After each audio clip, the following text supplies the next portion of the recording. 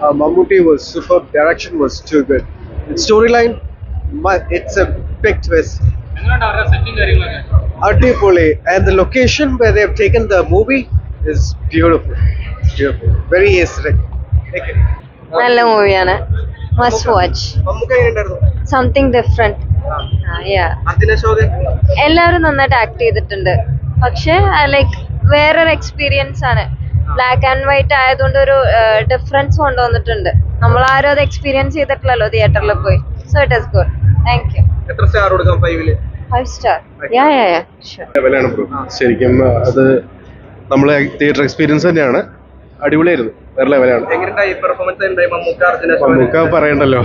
അർജുന അശോകൻ ശരിക്കും ഒരു ലീഡ് റോളാണ്, പക്കയാണ്, അടിപൊളിയാണ്.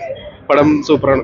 എങ്ങനെയുണ്ടായി ബ്ലാക്ക് ആൻഡ് വൈറ്റ് കണ്ടിട്ട്? ബ്ലാക്ക് ആൻഡ് വൈറ്റ് എന്നുള്ള ഒരു മൈൻഡ് സെറ്റ് ഇല്ല ബ്രോ, വേറെ ലെവലാണ്. അത് നമ്മള് പക്ക എല്ലാവർക്കും ഇരുന്ന് കാണാം. അടിപൊളിയാണ്, വേറൊരു മൈൻഡ് ആണെന്നുള്ളത്. അർജുന അശോകനോ? ടോപ്പ്. എല്ലാവരും അഭിനയം വൈസ് എല്ലാവരും കിട്ടുവരും.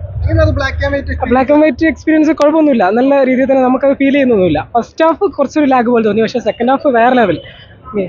മമ്മൂക്കയുടെ ഇതുവരെ നമ്മൾ കാണാത്തൊരു ടൈപ്പ് പെർഫോമൻസ് ആണ്. അടിപൊളി.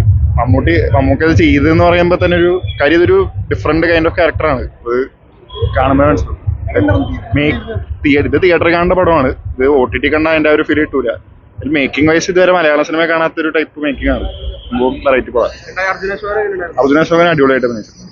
അർജുന അശോകൻ അതെ, സിദ്ധാർത്ഥ് ഭരനും അതെ, രണ്ടുപേരും അടിപൊളിയായിട്ട് അഭിനയിച്ചിട്ടുണ്ട്. നല്ല എക്സ്പീരിയൻസ് ആയിരുന്നു. മ്യൂസിക് അടിപൊളിയാണ്. Acting is also really good. 3 പേരേ ഉള്ളൂ, അല്ലെങ്കിൽ വളരെ കുറച്ച് ക്യാരക്ടേഴ്സേ ഉള്ളൂ, പക്ഷേ വെരി ബ്യൂട്ടിഫുള്ളി ഷൂക്കേഴ്സ്. നല്ല രീതിയിലായിരുന്നു. 2 ദിവസം കഴിഞ്ഞിട്ടുള്ള നല്ലൊരു സിനിമ ഇറങ്ങി. അപ്പൊ അതിന്റെ ഒരു വെയിറ്റിംഗ് ആയിരുന്നു. ടിക്കറ്റ് കിട്ടിയായിരുന്നു? ടിക്കറ്റ് നേരത്തെ ബുക്ക് ചെയ്തായിരുന്നു. ഹൗസ്ഫുൾ ആയിരുന്നു കാണാൻ? ഹൗസ്ഫുൾ ആയിരുന്നു. എങ്ങനെയുണ്ടായി മമ്മൂക്കയും അർജുന അശോകൻ പെർഫോമൻസ്? എങ്ങനെയുണ്ടായിരുന്നു? നല്ല ആക്ടിങ് ആയിരുന്നു എല്ലാവരുടെയും. ശരി, താങ്ക് യു. അടിപൊളി പടമാണ്. സിനിമാറ്റോഗ്രഫി ആൻഡ് ആക്ടിംഗ് ഒന്നും രക്ഷയില്ല. മമ്മൂട്ടി സാർ എല്ലാവരും അടിപൊളിയാണ്. ഐ തിങ്ക് സിദ്ധാർത്ഥ് ഭരതൻ നല്ലൊരു ഓപ്പർച്യൂണിറ്റിയാണ് ചങ്ങായി കിട്ടിയിട്ടുള്ളത്. അടിപൊളി പടം, നല്ല എക്സ്പീരിയൻസ് ആണ്. Thank you. ആ ഒരു എഫക്ട് എങ്ങനെയായിരിക്കും? ഒരു ചെറിയ രീതി.